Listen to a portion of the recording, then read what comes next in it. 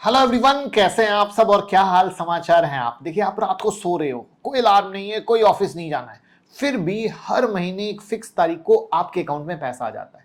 किसी बॉस का चेहरा नहीं देखना है, कोई टारगेट पूरा नहीं करना, बस पैसा आता रहता है। और ये कोई सपना नहीं है, इसका नाम है SWP। लेकिन ज्यादातर लोग इसे गलत तरीके से सेट करते हैं। तो आज मैं वो गलती भी बताऊंगा, किस जगह सही तरीके से है वो भी बताऊंगा, कौन से 5 SWP के बेस्ट प्लान है वो भी बताऊंगा, और कैसे YouTube पर कुछ डेट प्लान को SWP के लिए बेस्ट है ये बताया जाता है, उसकी भी गलतफहमी दूर करूंगा। क्योंकि यहां पर हमें यह समझना बहुत जरूरी है कि SWP असल में क्या है और कैसे काम करता है। तभी फिर हम 5 फंड की कैटेगरी में जा पाएंगे समझने के लिए। और फिर वहां पर गलती को पकड़ना जरूरी है, जिसे बहुत सारे लोग सेफ ऑप्शन समझकर या तो आपको बता देते हैं या पूरी जानकारी के अभाव में आप फंस जाते हो। तो चलिए शुरू करते हैं, लेकिन पहली बार आया तो चैनल को सब्सक्राइब करके बेल आइकॉन हिट कर लेना। तो SWP क्या है? आपके घर में एक अमरूद का पेड़ है, हर महीने उस पेड़ पर नए फल आते हैं। अगर आप हर महीने सिर्फ उतने ही फल तोड़ो जितने नए उगे हैं तो पेड़ हरा भरा रहेगा, आपको फल भी मिलता रहेगा। लेकिन अगर आप हर महीने उससे ज्यादा फल तोड़ने लगो जितने पेड़ पर नए लगते हैं तो धीरे धीरे पेड़ खाली होगा, टहनी पत्ते सब तोड़ ताड़ लोगे और पेड़ सूख जाएगा। SWP में भी यही होता है। आपका इन्वेस्टमेंट का वो पेड़ है, हर साल जो ग्रोथ यानी कंपाउंडिंग होती है वो नए फल है, और आपकी मंथली विड्रॉल फल को तोड़ना है। अगर आपकी विड्रॉल रेट आपके फंड की ग्रोथ रेट से कम रही तो आपका पैसा कभी खत्म नहीं होगा बल्कि बढ़ता रहेगा। और यही है वो मैकेनिज्म जिसे बिना कोई नई नौकरी किए, बिना ऑफिस जाए आपके अकाउंट में एक हर महीने पर सैलरी आती रहती है। अब यहां पर एक बात ध्यान रखनी है, मार्केट में हर साल एक जैसा रिटर्न तो मिलता नहीं है। अगर आपने ठीक आज इन्वेस्ट किया या सोचो 2024 के एंड में इन्वेस्ट किया होता टॉप पर और SWP शुरू किया होता तो मार्केट गिरा या फ्लैट रिटर्न दिया, तो आपने क्या किया? मार्केट गिर रहा था, एक तरफ विड्रॉल हो रहा था, राइट? यानी पेड़ से फल भी तोड़े जा रहे थे, पेड़ को पानी भी कम मिल रहा था। इसे कहते हैं सीक्वेंस ऑफ रिटर्न रिस्क। और यही वजह है कि फंड का सही चुनाव मैटर करता है। और यहां पर क्या होगा, बिना अभाव के आप पूंजी खाने लग गए, यानी पेड़ को समाप्त कर दिया। अगर अभी तक कॉन्सेप्ट क्लियर हुआ हो तो चैनल को जरूर सब्सक्राइब कर लीजिएगा। अब जो 5 नाम मैं बताने वाला हूं, मैं कोई बाय सेल एडवाइस नहीं देता, मैं हमेशा सिखाने की कोशिश करता हूं कि इंडस्ट्री में जितनी चीजें सिखाई गई हैं, बताई गई हैं, जो फाइनेंशियल लेवल पे करेक्ट हैं, हर पैटर्न पे करेक्ट है, उनको मैंने कंपाइल करके तैयार किया जिससे आपका एजुकेशन बढ़ सके कि नहीं भैया ये बात ये नॉलेज के साथ बताने की कोशिश कर रहे हैं। तो यहां पर जो सबसे पहली कैटेगरी आती है बैलेंस एडवांटेज फंड। तो अब इसको सीखने की कोशिश करो कि मैंने बैलेंस एडवांटेज फंड का पहला नाम क्यों लिया। तो इसे डायनामिक एसेट एलोकेशन फंड भी कहते हैं। इसमें अगर आप देखने जाओगे तो HDFC वालों का भी HDFC बैलेंस एडवांटेज फंड है, ICICI वालों का भी प्रूडेंशियल बैलेंस एडवांटेज फंड है, राइट? दोनों का AUM भी हजारों करोड़ में, यानी मतलब बड़ी संख्या में इन्वेस्टर का इन पे भरोसा है, बराबर? तो अब इनका मैकेनिज्म क्या है? तो ये फंड वैल्यूएशन के मॉडल पे चलते हैं, यानी P ratio, price to book ratio जैसे पैरामीटर देखकर तय करते हैं कि अभी मार्केट सस्ता है महंगा है। जब महंगा लगता है तो फंड मैनेजर इक्विटी में पोजीशन को कम करके डेट या कैश बढ़ा देता है ताकि गिरावट में आपका कॉर्पस सुरक्षित रहे। और जब मार्केट सस्ता रहता है तो इक्विटी बढ़ा देता है ताकि जब मार्केट ऊपर जाए तो आपको फायदा मिले। यही वजह है कि यहाँ सीक्वेंस ऑफ रिटर्न रिस्क काफी हद तक अपने आप मैनेज हो जाता है। अगर आपने ठीक मार्केट टॉप पे SWP शुरू भी किया है तो ये फंड पहले से डिफेंसिव मोड में आ जाता है। टेक्निकल फायदा ये है, ये फंड आर्बिट्रेज स्ट्रेटजी का इस्तेमाल करके अपनी बुक इक्विटी 65% से मेंटेन करता है, ऊपर को मेंटेन, भले ही नेट मार्केट एक्सपोजर कम। इसका मतलब क्या है कि इन्हें इक्विटी फंड जैसा टैक्स ट्रीटमेंट मिलता है, जिसके बारे में हम आएंगे, क्योंकि ये टैक्स वाला पार्ट बहुत इंपॉर्टेंट है। जो मैंने बोला ना लोग डेट फंड बताते हैं, ये बहुत इंपॉर्टेंट। फिर आता है एग्रेसिव हाइब्रिड फंड, जिसमें कहते हैं ICICI प्रू के इक्विटी एंड डेट फंड भी आते हैं, SBI वालों का इक्विटी हाइब्रिड फंड भी आता है। दोनों काफी बड़ा नाम है, और SBI इक्विटी हाइब्रिड फंड तो भारत के सबसे बड़े हाइब्रिड फंड में से भी एक है। इनका AUM काफी बड़ा है, यानी इंस्टीट्यूशनल लेवल की स्टेबिलिटी। अब ये बैलेंस्ड एडवांटेज से अलग है, यहाँ इक्विटी एलोकेशन डायनेमिक नहीं है बल्कि फिक्स रेंज में बदलता है। आमतौर पर 65 to 75, यानी थोड़ा ज़्यादा प्रिडिक्टेबल स्ट्रक्चर है, पर उतनी फ्लेक्सिबिलिटी नहीं है जितनी बैलेंस एडवांटेज में जब मार्केट वैल्यूएशन की कहानी पर हो। तो ये उन इन्वेस्टर के लिए फिट है जो लगातार इक्विटी और डेट मिक्स चाहते हैं बिना किसी उतार चढ़ाव के एलोकेशन में किए हुए। फिर तीसरा आता है फ्लेक्सी कैप फंड, जिसमें पराग पारेख का काफी अच्छा नाम है। ये fund large, mid, small cap के बीच फ्लेक्सिबल शिफ्ट करता है और कुछ हिस्सा इंटरनेशनल स्टॉक में लगाता है, राइट। यानी अपन यूएस इकोनॉमी कह सकते हो, यूएस की कंपनी कह सकते हो, तो डाइवर्सिफिकेशन का एक एक्स्ट्रा लेयर मिल गया। लेकिन ये पूरा का पूरा इक्विटी फंड हो गया, कोई डेट का क्वेश्चन नहीं है, ठीक है। इस बात को समझना है। अब यहां पर इसमें एसडब्ल्यूपी तभी सही होगा जब आपका कॉर्पस बड़ा हो और विड्रॉल रेट 5% के पास हो, ताकि मार्केट के उतार चढ़ाव में भी आपको जरूरत से ज्यादा यूनिट ना बेचनी पड़े। अब ये सारे पॉइंट ध्यान रखिएगा। क्या होता है ना, कई बार आया, लोगों ने नाम बताया, आप दौड़ के अच्छा इसने बताया मैं खरीद। प्रोज कॉन्स बहुत इंपॉर्टेंट है जिसको मैं बताने वाला हूं। चौथी कैटेगरी है मल्टी एसेट एलोकेशन फंड।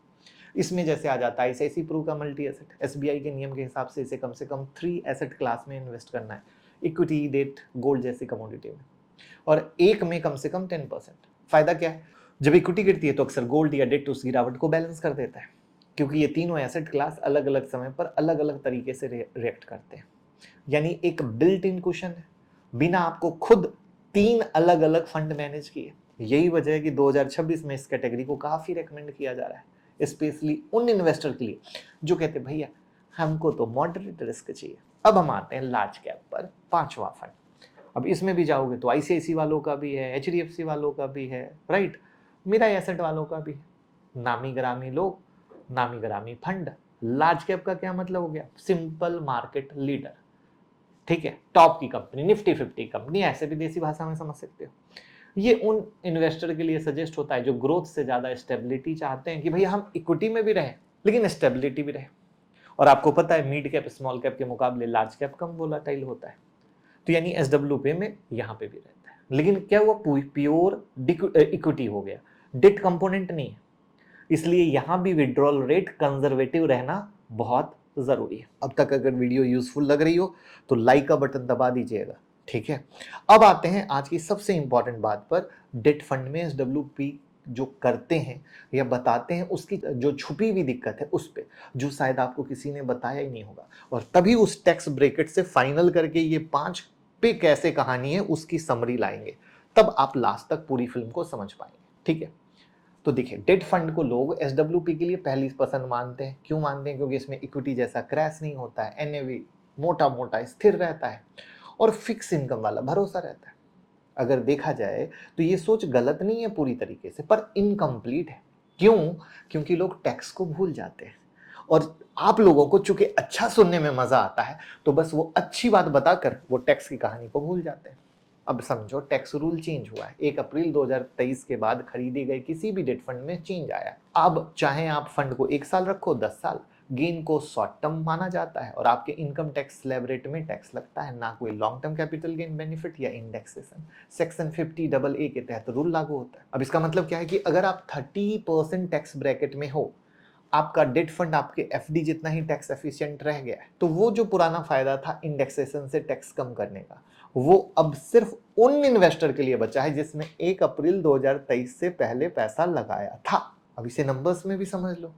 मान लीजिए आपके पास 50 लाख है और आप 6% सालाना विड्रॉल रखते हो, यानी महीने का 25,000 हुआ ना, बराबर।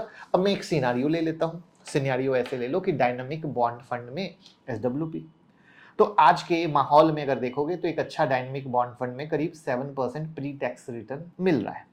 तो अगर एक एग्जांपल के लिए आप 30% स्लैब में हो तो गेन पर सीधा 30% टैक्स कटेगा। इसका मतलब आपका इफेक्टिव जो पोस्ट टैक्स रिटर्न है करीब 5% के पास रहेगा, जबकि मोस्टली लोग विड्रॉल कितना दबाते हैं, 6% 7% का विड्रॉल दबाते हैं। यानी विड्रॉल रेट आपके पोस्ट टैक्स रिटर्न से ज्यादा है। अब आपका कॉर्पस धीरे धीरे चुपचाप घटने लगेगा, यानी अपनी ही पूंजी को आप खाने लगोगे, चाहे मार्केट क्रैश हो या ना हो। अब दूसरा सिनारियो होते हैं एग्रेसिव हाइब्रिड या बैलेंस एडवांटेज फंड, जिसके बारे में मैंने बात की थी। 11-12% का रिटर्न है, इक्विटी ओरिएंटेड टैक्सेशन के अंदर आएगा, LTCG 12.5% पड़ेगा, वो भी 1.25 लाख की सालाना छूट के बाद। तो असल में बहुत सारे इन्वेस्टर का सालाना गेन इसी छूट में या उसके करीब समा जाता है, यानी post tax return pre tax return के बहुत करीब रहता है और 6% विड्रॉल रेट आराम से सस्टेन होता है, कॉर्पस भी बढ़ता है। और यही फर्क है कि सेम विड्रॉल रेट पर एक तरीके से कॉर्पस खत्म हो रहा है, दूसरे में बढ़ रहा है। इसलिए हमें टैक्स ट्रीटमेंट को समझना जरूरी है। अब इसमें एक और कैलकुलेशन देता हूं जो आपको बहुत चौंका देगी। इस वीडियो को जरूर शेयर कीजिएगा जो सिर्फ डेट फंड में एसडब्ल्यूपी करना चाहते हैं, ठीक है। यहां पर एक चीज होती है डेट फंड एसडब्ल्यूपी में। एक एग्जांपल ले लेता हूं। मान लीजिए आपका पुराना घर है जो आपने किसी को किराए पे दे दिया 20,000 रुपए महीना, वो भी फिक्स एग्रीमेंट के तहत। अब मान लीजिए आसपास के नए घर का किराया बढ़कर हो गया 30,000। अगर अब आप ये घर बेचना चाहो तो कोई किराएदार सोचेगा इस घर में तो मुझे 20,000 का किराया मिल रहा है, बाकी जगह 30,000 का, तो इसके लिए मैं कीमत कम दूंगा। यानी आपके पुराने घर की रीसेल वैल्यू गिरेगी कि नहीं गिरेगी? गिर जाएगी, भले ही घर में कोई प्रॉब्लम ना हो। किराए से डिसाइड हो रहा है, बॉन्ड में भी यही होता है। जब भी मार्केट में नए इंटरेस्ट रेट बढ़ जाते हैं तो पुराने कम रेट वाले बॉन्ड की रीसेल वैल्यू अपने आप गिर जाती है, क्योंकि नए बॉन्ड ज्यादा अट्रैक्टिव रेट देते हैं। और डायनेमिक बॉन्ड फंड जैसे कैटेगरी में फंड मैनेजर अंदाजा लगाकर ड्यूरेशन एडजस्ट करता है कि रेट ऊपर जाएगा या नीचे। तो अब भगवान तो है नहीं, अगर अंदाजा गलत निकला, रेट अचानक बढ़ गए, तो फंड के अंदर जो पुराने बॉन्ड पड़े हैं उनकी वैल्यू गिर जाती है, यानी फंड का एनएवी गिर जाता है। अब असली दिक्कत ये आती है कि अगर ये गिरावट ठीक उसी समय हुई जब आप अपने हर महीने के एसडब्ल्यूपी के जरिए विड्रॉल कर रहे हो, तो आपको अपनी फिक्स रकम निकालने के लिए ज्यादा यूनिट बेचने पड़ते हैं, क्योंकि हर यूनिट की वैल्यू कम हो चुकी है। यानी ये वही है जो वीडियो के शुरू में कहा था, सीक्वेंस ऑफ रिटर्न रिस्क, जो हमने इक्विटी के साथ डिस्कस किया, डेट फंड में भी लागू होगा। अब मुझे बताओ, आपने देखा होगा बहुत सारा वीडियो, क्या ये एंगल आपको पता था? ईमानदारी से कमेंट में बताना। तो अब यहां पर एक चीज कर दूं, डेट फंड बेकार नहीं है, इसका सही यूज केस अलग है। Debt fund short to medium term goal के लिए 1 से 4 साल के लिए अच्छा है, जैसे emergency buffer, near term expense के लिए पार्क मनी बहुत अच्छा है। लेकिन एसडब्ल्यूपी आज कल परसों तरसों के लिए नहीं है, 10-20 साल का लॉन्ग हॉरिजॉन है, जहां टैक्स इफिशिएंसी कंपाउंड होकर बड़ा फर्क बनाती है। तो वहां पर इक्विटी ओरिएंटेड ऑप्शन लॉजिकल हुआ कि नहीं हुआ, मुझे बताइए। हम आज के लिए शुरू कर रहे हैं, हम तो चाहेंगे जिंदगी भर आती रहे सैलरी, तो टैक्स कहां पे आएगा? इक्विटी ही तो आएगा। तो अगर आपने 1 अप्रैल 2023 से पहले कोई डेट फंड खरीदा है, उसको 24 महीने से ज्यादा होल्ड किया है, तो आपको ग्रैंड फादर्ड रूल के अंदर आते हो, 12.5% फ्लैट एलटीसीजी मिलता है इंडेक्सेशन के बिना। ये पुरानी इन्वेस्टमेंट के लिए एक छोटा सा रिलीफ है, पर नई इन्वेस्टमेंट के लिए बेनिफिट तो है नहीं। अगर आपको एसडब्ल्यूपी का पूरा कैलकुलेशन समझ में आया है तो कमेंट में जरूर लिखिए टैक्स क्लियर। और अगले वीडियो में हाइब्रिड फंड के इक्विटी जो क्लासिफिकेशन रूल है उस पर भी मैं बात करूंगा, क्योंकि एसडब्ल्यूपी का जो कॉन्सेप्ट है ना, लाइफ चेंजिंग कॉन्सेप्ट है, बशर्ते सही तरीके से यूज होना चाहिए। अब मैं आपको एक प्रैक्टिकल बकेट अप्रोच देता हूं जो ज्यादातर इंसान को पता ही नहीं। बकेट 1 शॉर्ट टर्म, यानी 1 से 3 साल का खर्चा लिक्विड या शॉर्ट टर्म डेट फंड में रखिए। यहां टैक्स इफिशिएंसी मैटर नहीं करती, क्योंकि गोल शॉर्ट टर्म स्टेबिलिटी है, ग्रोथ नहीं है। Bucket 2 core SWP corpus, balance advantage, aggressive hybrid या मल्टी एसेट जैसे इक्विटी ओरिएंटेड कैटेगरी में रखिए, ताकि टैक्स इफिशिएंसी का फायदा मिले और विड्रॉल रेट सस्टेनेबल रहे। बकेट 3 ग्रोथ स्लीव, अगर कॉर्पस बड़ा है, विड्रॉल रेट कम है, तो फ्लेक्सी कैप या लार्ज कैप जैसे प्योर इक्विटी ऑप्शन, ताकि लॉन्ग टर्म कॉर्पस भी इन्फ्लेशन के अगेंस्ट बढ़ता है। विड्रॉल रेट का एक सिंपल थंब रूल है, सिंपल थंब रूल, अगर आपका एनुअल विड्रॉल रेट 5% के पास है तो फ्लेक्सिबिलिटी ज्यादा है, ठीक है, 5 से 7% के बीच है तो बैलेंस एडवांटेज या एग्रेसिव हाइब्रिड फंड है, 8% है तो प्लान या कॉर्पस साइज को सोचना पड़ेगा। तो एसडब्ल्यूपी सिर्फ ये तय नहीं करता कि आप विड्रॉल कितना करते हो, ये भी तय करता है कि आपका पैसा किस व्हीकल में बैठा है और वो व्हीकल टैक्स के मामले में कितना एफिशिएंट है। सिर्फ डेट है तो सेफ है, हर महीने आएगा, इस सोच से बाहर आ जाओ। और यही सोच मैंने इस वीडियो में दिखाने की कोशिश की है। तो हाथ जोड़ के विनती करता हूं, प्लीज इस वीडियो को लाइक कीजिए, शेयर कीजिए, कमेंट में बताइए कि कुछ सीखने को मिला है। और अगर आप हाइब्रिड इक्विटी फंड वाला भी चाहते हैं तो वो भी बताइए, बट हम चाहते हैं कि जेन्युइन लर्निंग आपको मिले, जिससे सही एसडब्ल्यूपी होता रहे। Thank you.